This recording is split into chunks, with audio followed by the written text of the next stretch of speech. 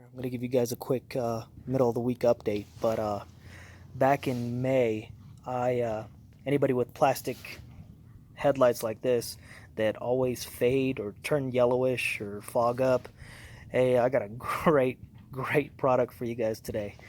I'm going to get this cleaned up, I'm going to wipe it down, and I'm going to show you guys the end result and the product. And it's been about almost 9 months since I've had to do this, so hold on. All right, so we're done cleaning it up, and that's the headlight right there.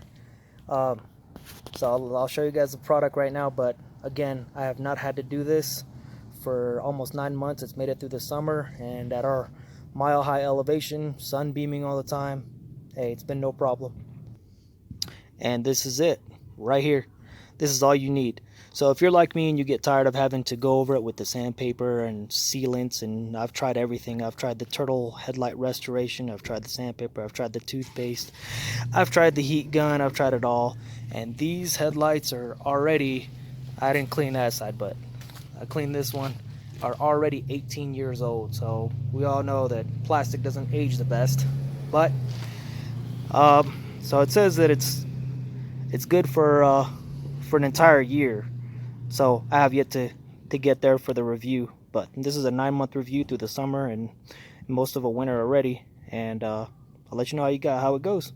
I wish I did a before and after, but yeah, I pretty much went over with 400 grit sandpaper and sealed it up with the Meguiars, and I have not had to do it again since then.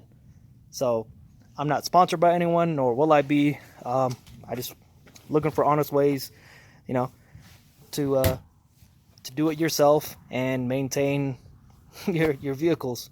Review, get a thumbs up from us because it will really save you guys some time and money. Meguiar's headlight coating, good stuff.